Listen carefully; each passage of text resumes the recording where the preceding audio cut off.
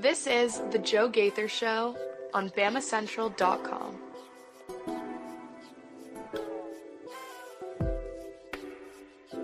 Good morning, Tuscaloosa. Good morning, Tuscaloosa, Internet World, West Alabama. How we doing today on a Monday?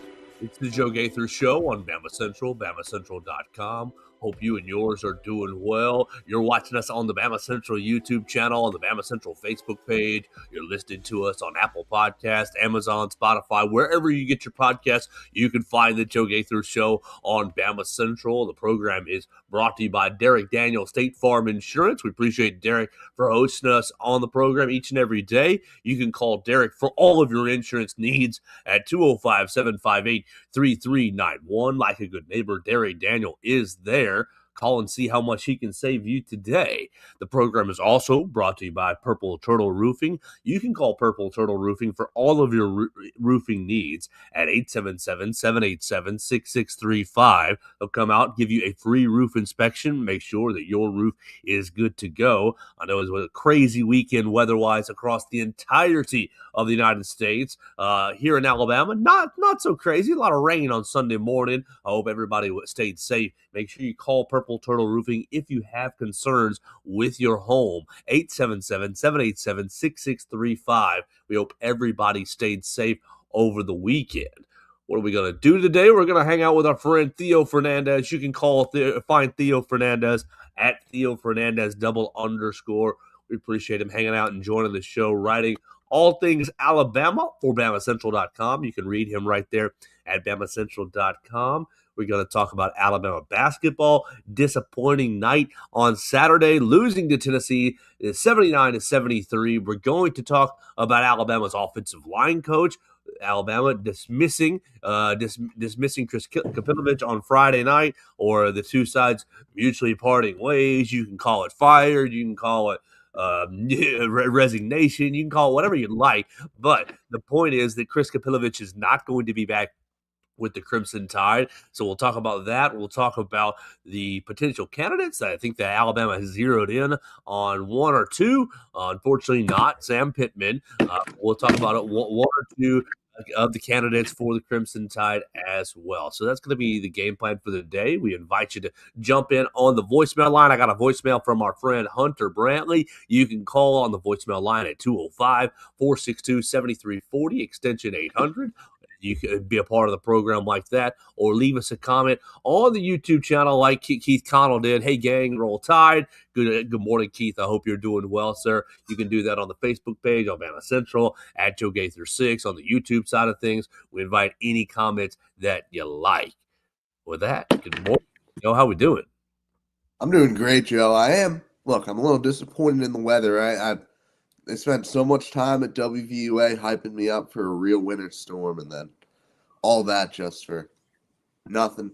But do they not have the radar over there? I know y'all got a great weatherman. Hey, we have student meteorologists on the weekend, and I don't know. But hey, I mean, Richard Scott was predicting stuff all week. There were a lot of not so happy comments from people in town directed at these meteorologists, which, that's like threatening a ref after a bad call. Like, it's not good. Meteorologists do not control the weather, but man, I'm a little disappointed by the lack of snow. Well, I have the Weather Channel app on my phone, and was watching it pretty much throughout the week, just trying to check and see what it was going to be, because I've got a lot of friends that live in Tennessee, that live up in in Missouri and Chicago, just all across the country. My friend in Philly sent me pictures of his snow there. It was pretty thick right there. But I noticed all week long it was just wet on Sunday, not cold enough to really do anything. Now overnight, Sunday night, Monday morning, where we're waking up, it did get fairly cold in West Alabama, into the 20s. So you did break below freezing, but it was never going to be that problematic. Regardless, wherever you're listening to the show, we hope you're safe. We hope you're doing well, because the show reaches a lot of places. So if you're listening to us on a snow day today, I really appreciate you for doing that. Stay warm, stay dry. Hope you got plenty of food in the pantry. Don't Don't call DoorDash today. Get creative. Don't call Uber Eats today. Get creative in your pantry. Make yourself some food. I know you can do that. Find yourself a good movie. Listen to the Joe Gaither Show. Share it with your other bored friends, and we'll all get through this winter weather A-OK.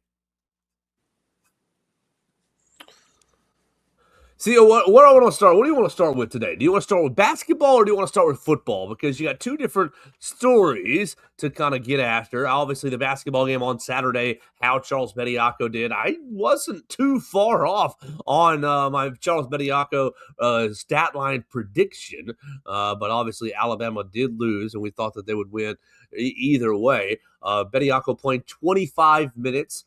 We can go right there, or we can talk about Alabama's offensive line coach and everything that happened on Friday evening. Let's start with football. Just, we've led up to that so much in this last week, right? We previewed it. We talked about, will it happen? Will it not happen? And then sure enough, Friday afternoon, we get the news that Chris Pilovich will not be back as the offensive line coach of Alabama. Yeah, and so the Alabama Online folks rejoiced because, look, it was probably the worst offensive line that I have seen going all the way back to before Coach Saban was here. It is really where my memories are. You just didn't have any drive off the football. You only averaged like 100 yards rushing per game, and that was including your couple of non-power forward games where you put up some outlier numbers. And so really, really disgusting running the football this season.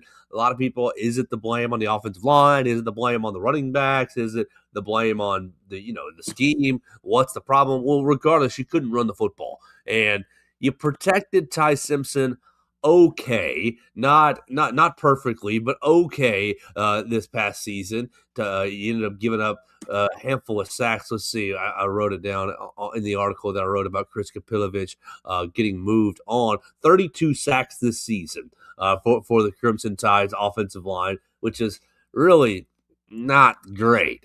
32 sacks in what, 15 games or whatever it was, it was not great, because you had some games where you didn't give up a sack, but you had some games where it was just Ty Simpson pressure left and right. The Oklahoma game comes to mind. The SEC championship game comes to mind. You couldn't pass off stunts. You didn't communicate well. You got bullied. You got worked on some speed rushes. Really, Caden Proctor getting worked on some speed rushes. You had a lot of guys that struggled to deal with power. Really, the offensive line was not good, and was the problem on the offense, because everybody talks about, well, Ty regressed. Well, Ty got injured and got dinged up and played through it. If Ty didn't get injured, I wonder how his season continues, or how it finished up. And if you could run the football, I wonder how much pressure it would have taken off of Ty Simpson. But you couldn't actually run the football at all. It's 3rd and 1. You couldn't line up and get a yard, period. You were ended up doing speed sweeps with Lozier Brooks. You were doing all kinds of play action passes to try to open up some things in the passing game. Just not good in short yardage situations. So Alabama and Chris Pilovich part ways after 2 seasons. And I think that we said right when the portal opened, okay, I don't think that there's going to be a coaching change until the portal is closed. Then the portal got closed, and there still was no coaching changes.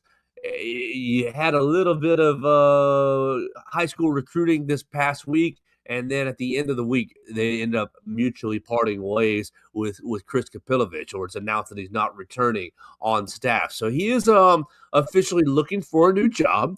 And Alabama is looking to hire a new offensive line coach. Let's pause the story right there, Theo, and just get your reaction to where we are. With now it is official. You don't have an offensive. You're moving on from the offensive line coach from last season. Underwhelming group up front. And your reaction is what? Had to happen. That's basically where I'm at. I think you outlined every single problem that the line had. We talked about it ad nauseum all year. There was just no way that Pilovich could have come back and had another year after what the line did. Really cool guy to talk to. Like him. Wish him the best in his future career. Just not the right guy for the job. And I think that,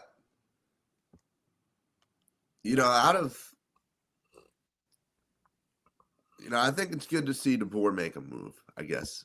I was a little worried that maybe he was going to be a little too stuck to his guys, not want to make a move this early, and you can make the argument that, it's good for continuity. We don't want to make the change. He's just gotten his guys, and you can make all those arguments, but at the end of the day, there needs to be a standard. You don't live up to it. There needs to be real pressure and real consequences. So I like this move a lot.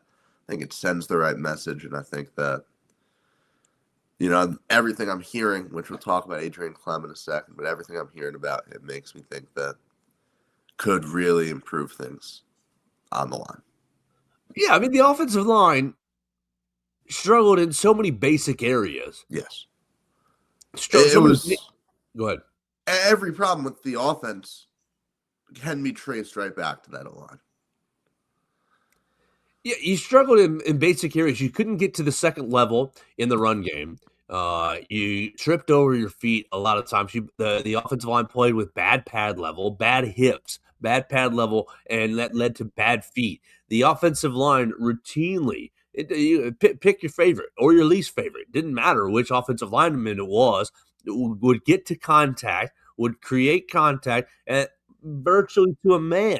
Their feet would die on contact, and then it would just become a stalemate. Can I hold my position against said defensive lineman or linebacker or whoever? Can I hold my position?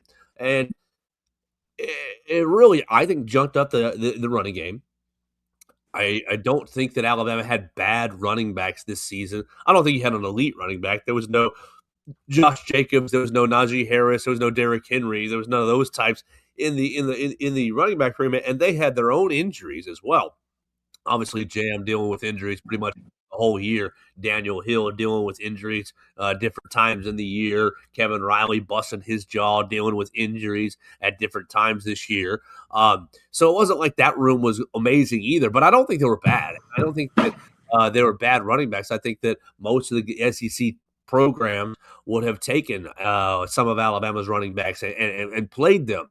Really, like, you just don't have to you don't have to look much further than you can't run the football at all. And then you look at Ty Simpson, and he's a first-year starting quarterback who I think has some talent. I don't think he is the most talented quarterback you've ever seen, but I think that he's got some arm talent. I think he's got some brain talent as well. But when you're operating out of basically one half of the playbook, the passing plays, because you can't run the football and you can't move the ball with consistency, you're trying to stay out of 3rd and 10. You're trying to stay into 3rd and manageable. Like, it just became harder and harder and harder on Ty Simpson. And I believe that the offensive line was the biggest issue on the offense throughout the entire season. I mean, you saw it with the rotations of players, and they were talking about, we're trying to keep the guys fresh. We're trying to keep the guys healthy. And I think that's a load of hooey, because you don't see that really anywhere. You don't see that really. Most teams, especially successful teams, have their 5 offensive linemen and they play them. Maybe there's a sixth. Maybe there's a sixth that comes in sometimes on some packages and certain things happen. But you played Caden Proctor, Parker Brailsford, you played Michael Carroll, Wilkin Formby, Cam Dewberry, you played Gino Vandermark, you played William Sanders, you played everybody and their mother on this offensive line, and it still didn't matter about creating more holes or opening things up, and I don't really think you found a combination of 5 that was even adequate in pass protection. I think that they were okay on any given rep, but I think every single rep in pass protection, you were worried, well, who's going to give up the sack? Well, who's going to not get who's going to not pick up the crosser? Who's going to not pick up the looper or the stunt? Is everybody's eyes going to be in the right position? I think you were going into every offensive snap concerned and nervous about where the breakdown was going to come, because it always came. It was always a breakdown. You couldn't run the football with any consistency, and I think you were pretty concerned protecting Ty Simpson down in and down out So I agree with you, and Keith Connell says it as well. It had to happen. Theo preaching the words of righteousness from the good book of Bama. It did have to happen. And I think that when Kalen DeBoer looked himself in the mirror and talked about, thought about, do I make any changes? I think this was an obvious one, Theo. I agree. I mean, not to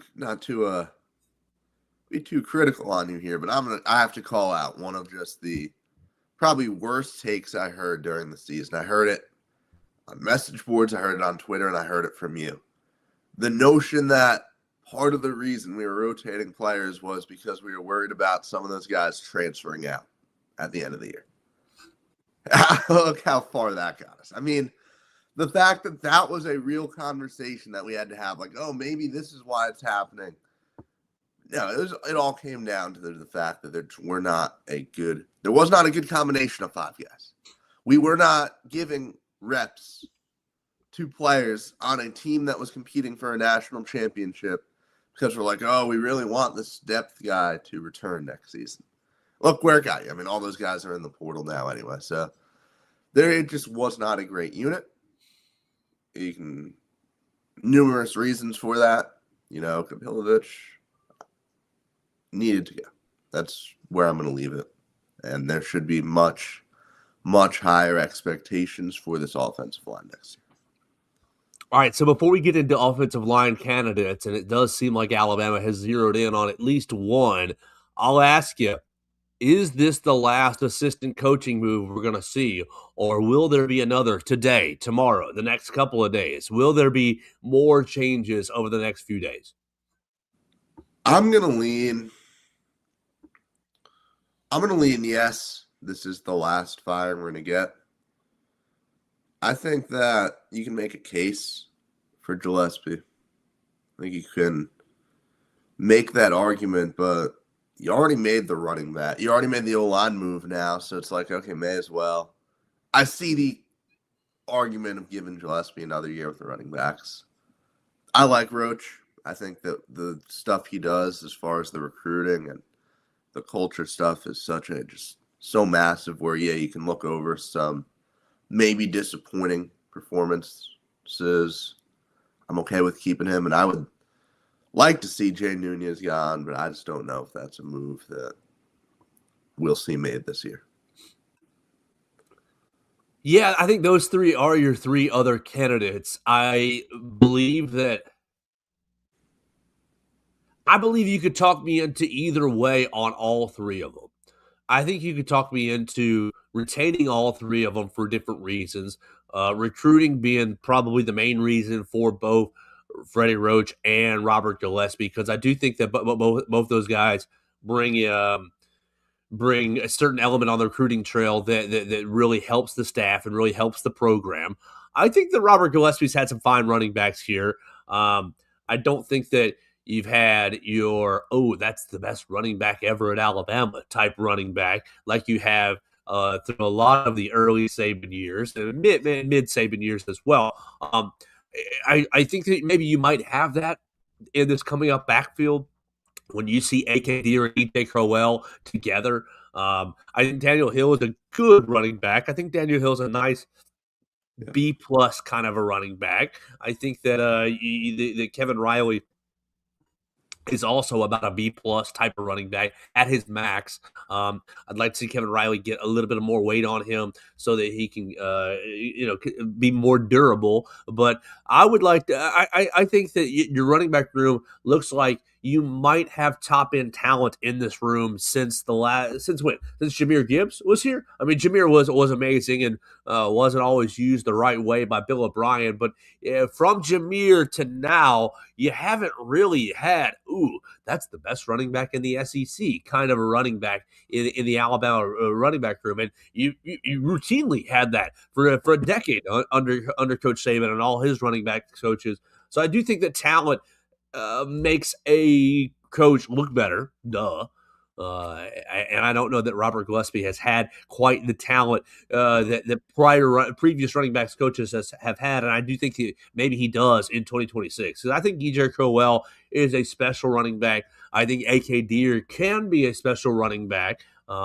and we'll see about the rest of the group. I think the rest of the group kind of gives you some complementary aspects. Kevin Riley in the passing game, Daniel Hill in a power type of situation. I think both those guys can give you something. So I think I would be, if you did gun to my head, make a choice. I'm keeping Robert Gillespie. Yeah. Freddie Roach, again, I think you could talk me into either way, but you brought in a huge freshman class numbers-wise on defensive linemen. You brought in a bunch of defensive linemen in the class of 2026.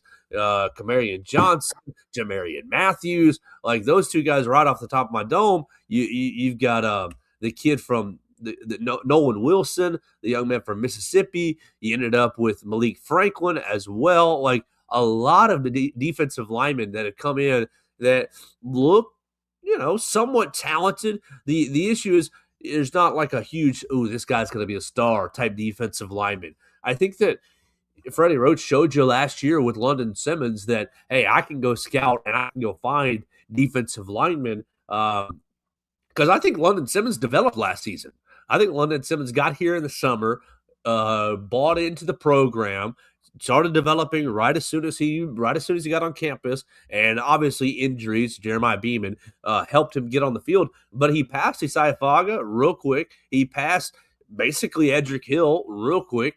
I think that there is development in the defensive line room. I think there's been maybe some. I think there's maybe been some. How's the best way to say it? Personality is not quite the right way. I don't know if there's been some great fits in the defensive line room, and you've seen that with the turnover over the last couple of years. I mean, turnover again this year with you ended up with what's the young man who went to South Carolina? Kelby Collins transferring out. You have Keon Keeley transferring out. You had a lot of guys, a handful of guys transfer out from this team. I just wonder if you've gotten the right fit. I think when you get a right guy like London Simmons, you see him blossom. I think Jeremiah Beeman was going to be a pretty special player this past season, ended up getting hurt. And is that Freddie Roach's fault? I don't think that's Freddie Roach's fault. I'm looking forward to seeing what Terrence Green can do out of the transfer portal with Oregon. I think that's a pretty good get.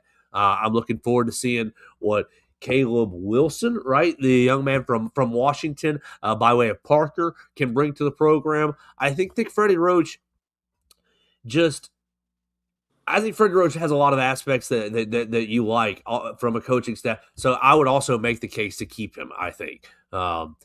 Just because of the development of some of the younger players, and I think you want to just keep seeing I'm really excited about Steve Baldwin-Boumois. I think that if he can ever get it to click, then he will be a really good player for Alabama. So I'd also be in the camp to keep Freddie Roach. And then Jay Nunez, I agree with you, is another one that's like you can make a case for either way. But do missed kicks go under Jay Nunez's record? Allowing a punt to be blocked does, and not getting anything out of the punt return game does, and allowing big returns does. And I just think there was a lot that happened overall over the body of work through the whole season that makes you think. I could see moving on from this guy. I could see it as well. You didn't really have any big returns all year long. You gave up a kick return to Wisconsin. You missed you had a missed tackle on a punt return with Oklahoma. You ended up, I don't think you did bad in the punt return game because you secured the ball pretty much the whole year, but you also didn't get much out of that.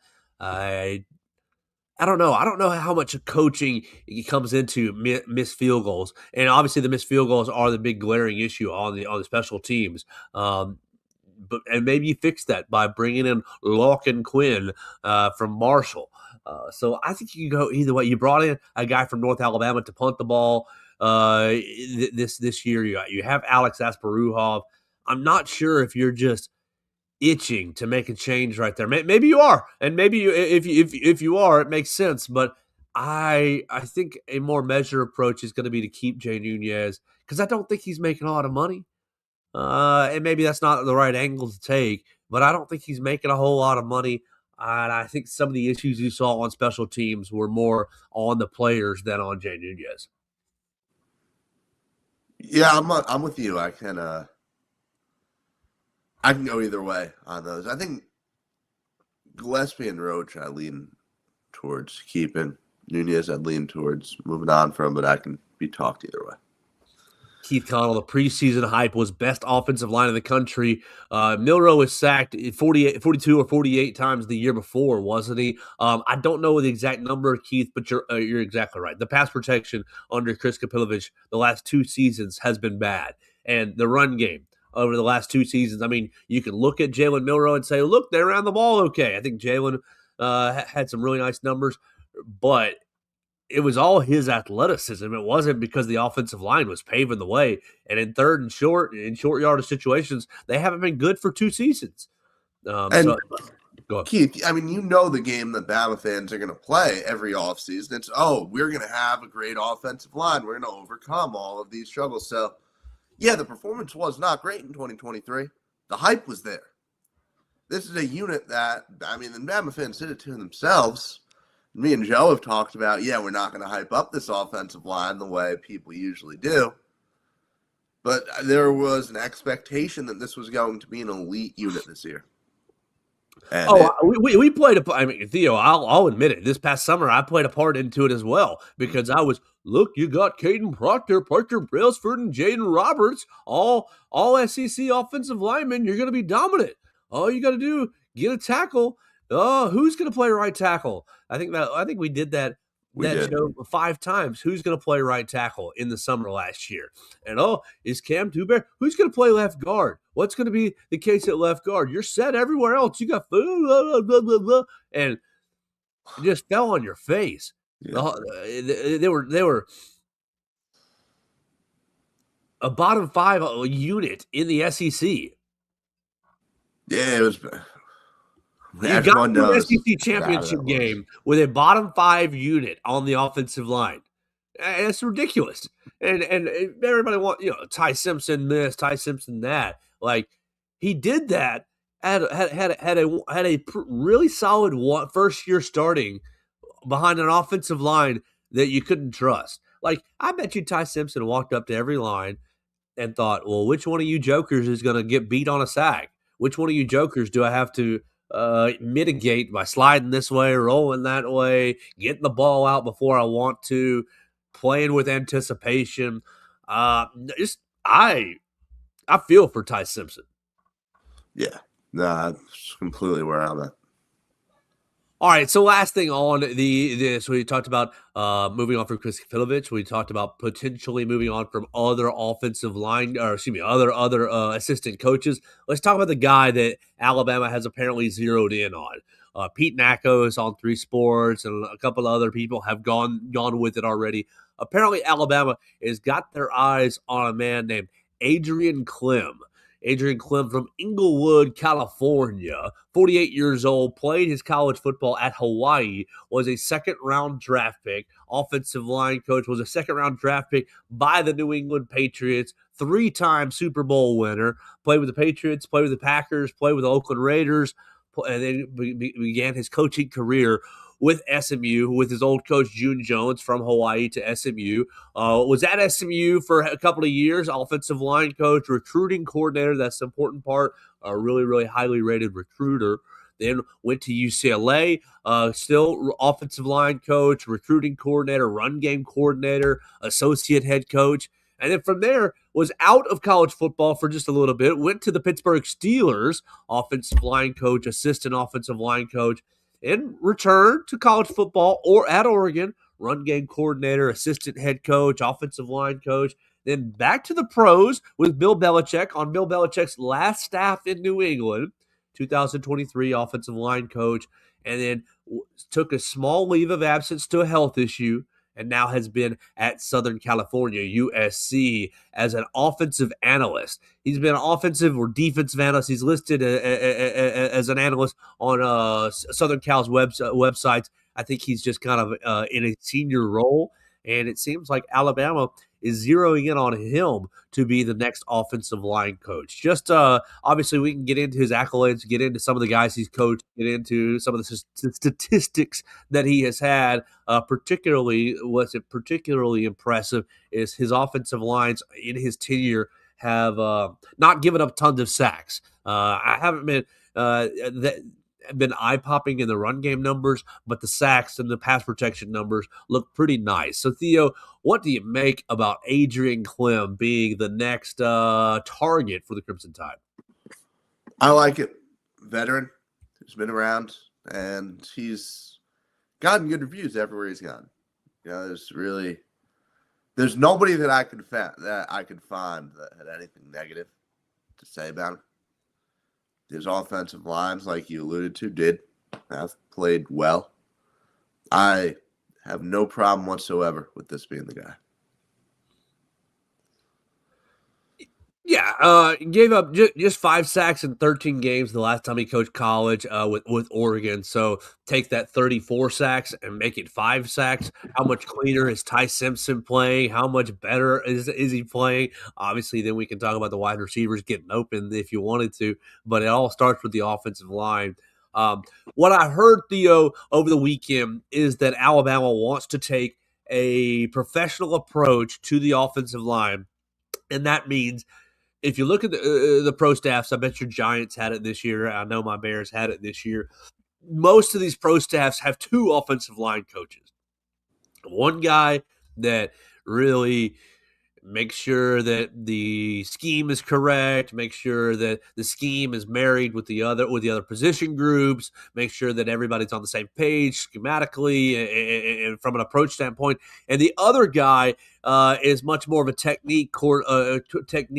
Your hips are too high, your pad level's too high, your hands aren't in the right position, whatever the case may be.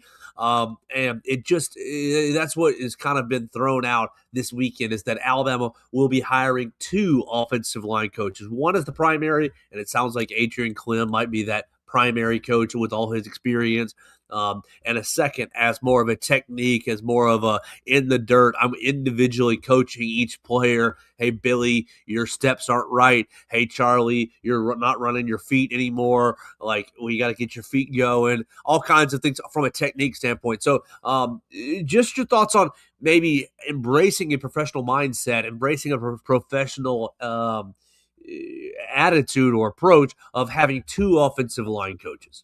Yeah, so I was actually reading all about this over this past week. The New York Giants announcing that they probably would not be retaining their O-line coach, who had a really solid season. And then I'm looking, I'm like, wait, there's another guy who does all this work. And so, yeah, I kind of really got into all the kind of intangibles of what that means for a unit. And I absolutely think that it's, first of all, weird that all these massive colleges aren't doing it to start, right?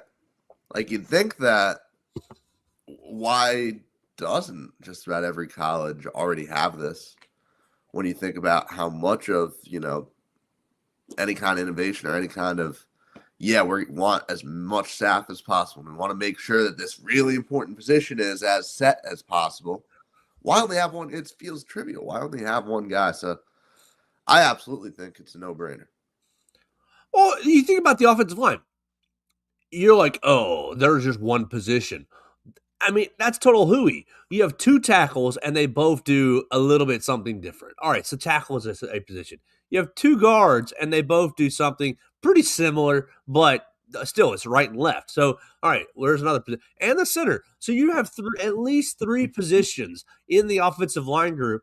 Like, what other positions? Like, you talk about defensive backs, you've got a safeties coach and a corners coach. Usually, you talk about inside linebackers. Well, you're just coaching the 2 inside linebackers if you're doing that. You talk about Christian Robinson. Well, you're just coaching the Wolves if you're doing that. You're not coaching inside backers, right? So it's very interesting that in all these other positions, defensive line, Freddie Roach has really got 3 guys. He's got bandit, nose, and 3 technique, right? And that's a little bit of a multiple situation, but he's got Jamie Mosley and he's got other kind of staffers that help him right there.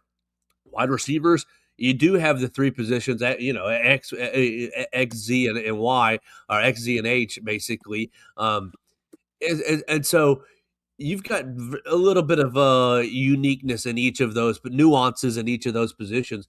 But you think about the offensive line and just how important it is. I think that if Alabama, and look, the reason that you're able to pull it off now and you weren't able to pull it off 5 years ago is the relaxed rules in college football with on-field coaches and who can go recruit and who can be on the field and who can be at practice. And so, 3 years ago they relaxed the on-field restrictions for practice. I think it was what it was. And so you did get some restrictions relaxed that opens the door for this. I think that this is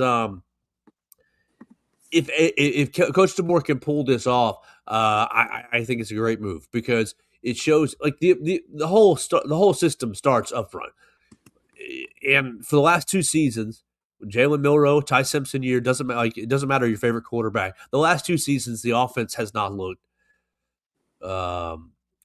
nearly consistent enough. You had a lot of big plays with Jalen Milroe, and I think that Ty Simpson was fine in the passing game in a lot of ways, but it was very inconsistent. It was not very. I don't think it was very efficient either year. And so you've got to get more efficient on the offensive line and in the offense. And if it takes getting 2 coaches to replace 1 or 2 coaches, let's get extra attention on these guys and extra development on these guys, especially with what you invested in the position room and the transfer portal. You brought in 6 different offensive linemen for the transfer portal. Let's coach them up. You bring in a handful of freshmen, and then last year's freshman class was pretty highly rated. You got to coach them up. You can't just let them go figure it out. And if the position room is too large for a coach to be attention to have adequate attention to detail, then go get a second coach. I'm really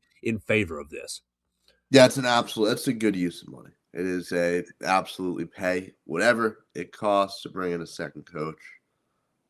No quarrels about spending that money there. So I think you'll see in the next 24 to 72 hours, Adrian Clem being announced as Alabama's next offensive line coach.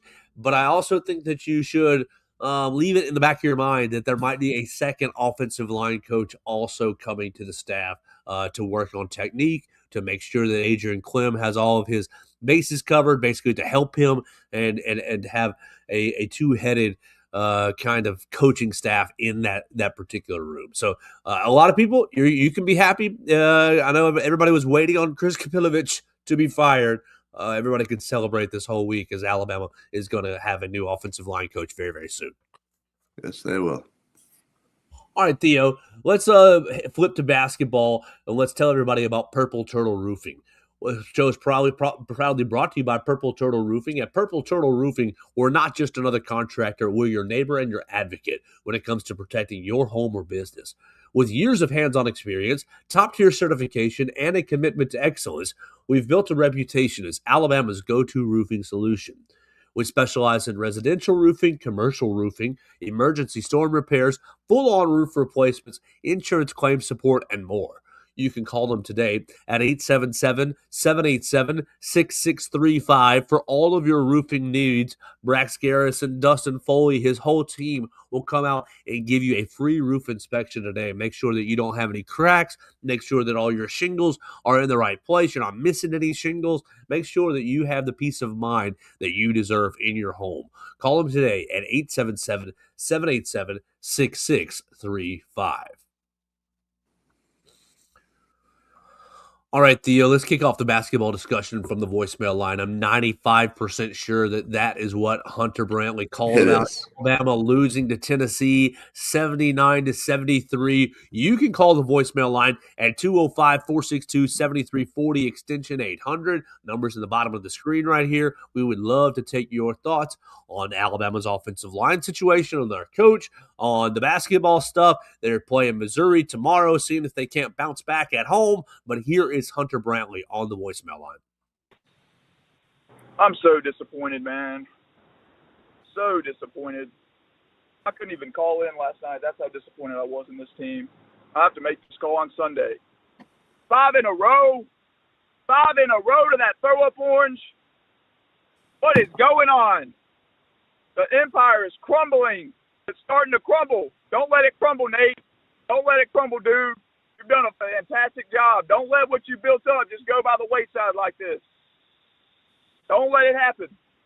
Don't let it happen. Please. You have built this program up to the best it's ever been in my lifetime. And I'm grateful for that. Please do not let this stuff end like this. I'm begging you. Regroup and please get everybody healthy. We're good. We're good. However, I think it's time to consider having Taylor Bolbowen arrested because that dude does absolutely nothing on the basketball court. 5 rebounds, and he played 33 minutes. And he got absolutely torched, cooked, and baked, fried, you name it, by Nate Ament. Nate Ament made him as you-know-what. Really everyone that guarded Nate Ament. Torched him. Every single one. Had no answer for him. Which I guess that's what happened when your best defender is out for the game. So I shouldn't be that surprised at it. But, I mean, dang, dog. No answer for him whatsoever. I mean, absolutely zero. And that was the most baffling part about it. I thought we played pretty decent. I thought Chuck played pretty decent in the first half. I thought our team was decent in the first half. We were in a good spot. But, yeah, this is frustrating, man. It really is. I'm sick and tired of checking the injury report the day before a game and seeing people doubtful when we haven't heard anything about them all week long. It's been crickets on the injury front until the day before the game and game of. And then it's like, oh, my gosh, we got people out. And it's just mind-boggling. I still don't understand it. Go. But, man, 3-3 in the league, 3-3. Probably not going to win the SEC anymore. Good thing it's January. We can clean some stuff up. I'm still sick and tired of seeing Noah Williamson check into the ball game with like 8 minutes to go in the second half, 2 minutes to go in the game. That's really starting to really piss me off. It makes me want to gouge my eyes out when Will Bethea and Noah Williamson are on the court at the same time. Because that should never happen, ever. But, hey, we got Missouri on Tuesday night at 7 o'clock. We got to regroup. We got to bounce back big time.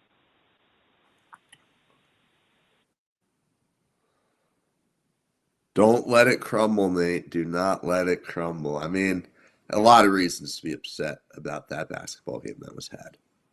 Quite frankly, it's a day. First of all, 3 freshmen scored 40 points in games. So I'm coming into this against Ament, and I'm thinking, what is this man going to do? And there we have it, 29 points, gets whatever he wants against this team. And, yeah, Bolbowen did not rise to the moment. Bolbowen. That was a disappointing basketball game. Yeah, pretty challenging game on Saturday. Alabama losing 79-73 and down the stretch, really getting out rebounded. And really, as you and Hunter Brownlee eloquently stated, no answer at all for Nate Ament. Nate Ament scoring 18 second half points. 18 points this guy. He was 7 of 12 from the floor in the second half. So he only missed 5 shots. It was one of one from the 3-point line in the second half. I think he's 2 of 3 for the entire game. Just absolutely, y'all said it, torched Alabama. He had no answer. And I'm sick and tired of Theo of doing that. Well, if they would have had Amari Allen and Aiden Holloway, it would have been different. But like, it's still a fact. It's still truth that, if you would have had Amari Allen and Aiden Holloway, the game would have been different. But it wasn't. And the injuries and the unavailability is a massive theme for the entire team. So, like, I don't know how realistic it is to expect us to get to late April, March, late March, early April, I don't know how realistic it is to get to expect to get to those points and think, oh yeah, well the team's going to be healthy. Keaton Bristow is going to come back and he's not going to get injured again. Davion Hannah is going to get his medical issue figured out. You saw Latrell. Latrell played his what off. Left the game for just a little bit, then came back. Latrell's been in and out of the lineup. I don't know how realistic it is to expect the team to get to 100% health or even 90% because Collins isn't going to play the rest of the year. Collins, they're probably going to redshirt him. So there's at least one that you're out with. And I mean, you haven't had him basically the whole year. Davion is still pretty much questionable if he's going to return. Keaton Bristow with his leg injury, we'll see if he can return either. And then are you going to get Amari Allen healthy? Because word was, ended up popping up with the flu. Okay, well, Aiden Holloway, wrist issue. Aiden's had a wrist issue damn near the entire year. Yeah. He going to be back for March Madness? No. He might be, but is that something you can expect? I don't think it's fair to say anymore this year, we'll wait till this team gets healthy. Yeah. Because there's really no signs of the team actually getting healthy and staying healthy. It's happened all year. I love seeing the people will post the Alabama basketball practice, and then it's the NFL biggest hits compilation. Yeah, it's you had a week off. You had a week off, and then we last minute find out that these guys won't play. It's unacceptable. I mean, it's disappointing to see with this team. And you look at this game, right, and you can say I think this team wins it with Aiden Holloway, because I really do. I think they win this game with Holloway or Amari Allen. I think one of those two would have been enough. Will you get them? And when they come back, will LeBaron and Philon start cramping up again? It's just something is always going to be going on with this team. Someone is always going to be unavailable. It's not. We're 3.5 months into the season now. We've seen it the whole year. Disappointed. Well, LeBaron gives you 26. 26 points, 7 assists, 4 rebounds. And I thought LeBaron was pretty good. Pretty good. The shots weren't falling for him. But he still found ways to make 7 to 20 from the field. You still found ways to make something happen offensively. Ended up pretty efficient at the free throw line, 10 of 11 from the free throw line. But I think you've ended up not getting anything from Jaleel Bethea. His toe injury preseason put him behind in learning the flow of the offense. And so 2 points for Jaleel Bethea on 7 minutes, 1 of 3. You're expecting a lot more out of him than you've seen this whole season. I thought that Houston Millette, he's fine. Houston gave you 8 rebounds, 5 offensive rebounds, but 1 of 2 from shooting. Missed his only free throw of the game. And for a little bit of time, he was for a little bit of time in this season, he hadn't missed a free throw. He was 100% from the line for a while, and then he's kind of been a little more inconsistent. You're not getting anything offensively from that second group of guys. I mean, Taylor Bobo in 8 points, whatever, that's fine. But you didn't have a 20-point effort from Aiden Sherrill like you've had the last couple of weeks. Joel Bethea gave you basically nothing. London Jemison gave you basically nothing. Noah Williamson, basically nothing. And so it's basically, LeBaron, save us. LeBaron and Latrell, can y'all save us? Oh, Latrell, you're not quite 100%. Can you save us, please, still? And so I think you miss Amari Allen, you miss Aiden Holloway, and it really, really, really throws a wrench into your offense because of just how hot Aiden Holloway is. He stretches the floor so much because you've got to get out and guard him. Opens up the lane more for LeBaron, opens up the lane for Latrell, and then same with Amari Allen. Been such a good slasher this year, been such a good kind of grit player on both ends of the floor that you missed him. And in the second half, Tennessee out-rebounded you by like 12 and ended up being able to close it. I mean, you still had a slow start to the second half. That's been a theme for this team all year. Oh, you're up 10. Oh, pretty soon you're not up at all because you don't come out of the locker room in the second half and continue to play. So the team is still extremely frustrating to me because the talent is evident throughout the roster. Are they the best team in the country talent-wise? No, but they are pretty talented. And they do have a lot of tools. I just don't think the team has lived up to exactly what the expectations were to this point. I still think that they can get things together, but the sand in the hourglass is starting to run out on time for this team to put things together. Now, Charles Bediako was really, really nice on the offensive end with 13 points and rolling to the rim and two-hand dunking to the rim. But again, Charles didn't give you anything on the glass. Though, 3 rebounds? 3 rebounds. So not dominant in that aspect at all. Tennessee really in the second half bullied you on the glass, and Alabama's big Achilles heel ended up costing them another game. Yeah, rebounding was pretty horrendous across the board. Alabama now, in 5 of its 6 losses, has been out-rebounded by double figures, which that sums it up pretty well right there. I mean, you see it time and time again where Alabama just cannot hang on the glass, and I'm almost willing to be a little more lenient on that than the other stuff, purely because, yeah, we talked about, Bediako won't need any adjustment. Like, yeah, okay, there'll be a little bit of an adjustment. There'll be a little bit of, guys are learning. Amari Allen is a guy that I do anticipate being available, which is, you can't really do that with this team, but I do anticipate him being out there, and he is just such a phenomenal rebounder. So I think rebounding, well, not a little bit of hope that could improve, but overall, I think my expectations on this team have been tempered for a little while. Bediako does raise the ceiling if he's playing full-time. We'll have a pretty crazy show on Wednesday breaking down the fallout of whatever is announced on Tuesday plus the game. But, I look at the calendar, right? The Sweet 16 starts 2 months from now on the dot. I do not think Alabama will be playing in it. Ooh. I do not. I think this team is just getting beat in the round of 32? I think it is flawed beyond reasonable repair.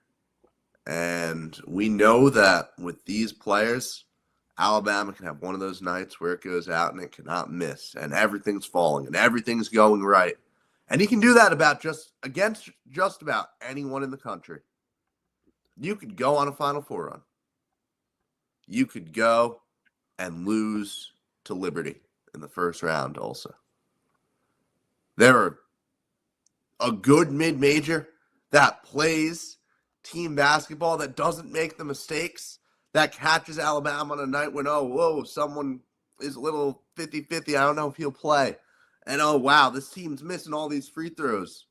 And, yeah, okay, you're grabbing more rebounds because it's against a mid-major, but you're not doing a great job there. You do enough to leave them in, and all of a sudden, you're the first-round upset that everyone's talking about. I could really see that being how this one ends for the 2026 Alabama Crimson Tide. I don't have any real reason to say you're wrong, Theo, because I think it's on the my gut says they get to the Sweet 16 and loses. But, if the ceiling right now is the Sweet 16, well, then you probably have a good chance of losing in the round of 32. And that'd be crazy. That'd be crazy. That'd be pretty disappointing if the team didn't make the round of the Sweet 16 round in the NCAA tournament. Yes, it would be. And look, this is just – we came in, and even through the non-conference losses, Alabama was basically viewed as the SEC favorite, right? Entering conference play, and Florida's improved. Florida, I think, is the best team in the conference. A&M and Buckyball is phenomenal, man. They put up 92 on South Carolina, which just about anyone would, but still, that is a great performance. I think that Alabama is – I'm waving the white flag on any SEC recognition, either a regular season title or a conference title. I do not think we'll see that at all. I think the top of the conference has recovered enough to say, yeah, okay, there's some real teams up there. And, I mean, the road, you got some tough games. Mizzou is not a bad basketball team. They're not as bad as they looked earlier on. Alabama should win that game. It feels like a must-win. I don't know that they will. It really does feel like a must-win to me as far as, you're kind of just reeling right now. Lost 3 of 4. If you go in and lose to this Mizzou team. 3 of 5. You lost 3 of 5? Yeah. Okay, I was off on that, huh? Vandy, Texas, and Tennessee, you lost. You beat Mississippi State and Oklahoma. Oh, yeah, I forgot about the Mississippi State win. So, yeah, you've lost 3 of 5. Losing 4 of 6 doesn't sound all that good, does it?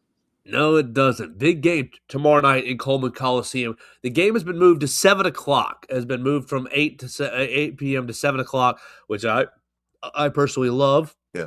We'll get it an hour earlier, and there will be a lot of drama. We're going to hear from Nate Oates at 1 p.m. today.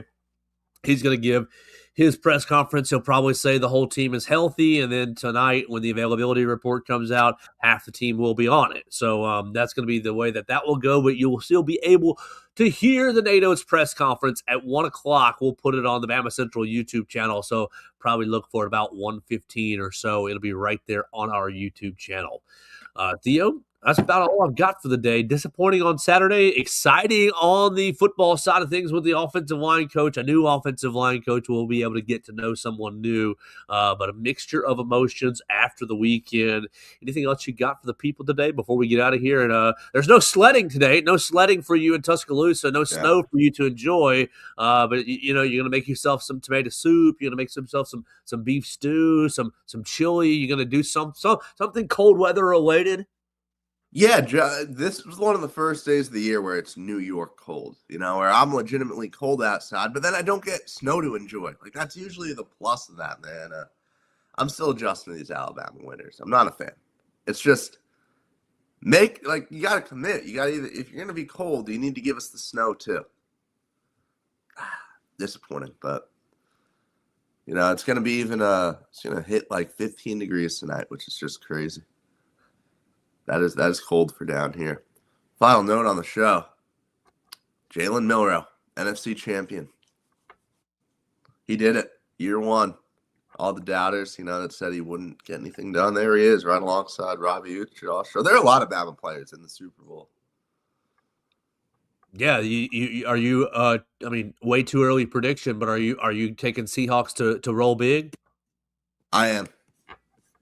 I'm going to Seattle by a lot right now. I think that we watched the Super Bowl last night between Seattle and LA. Yeah, and as much fun as it would have been for the Bears to have won last week, I don't think that we would have gotten past this round with Seattle either. I think the Rams probably gave them their best shot and gave them. It was a good game. It was a really good game. I enjoyed watching the Patriots and Broncos as well in the snow. It was crazy to see how the weather changed through the game. Clear in the first 2 quarters, and then just a freaking blizzard. The last quarter and a half was pretty cool to watch. Maybe a little disappointing that the Broncos had to play with one arm behind their back, but still a fun championship Sunday in the NFL, and we'll watch our Alabama players compete in the Super Bowl. You got Christian Barmore and who else on the Patriots side?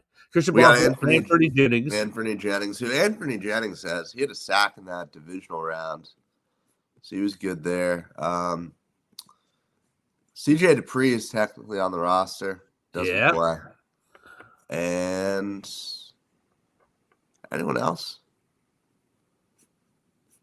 How interesting for CJ Dupree and Robbie Oots, 2 guys on the team last year playing the same position, that will now go up against each other.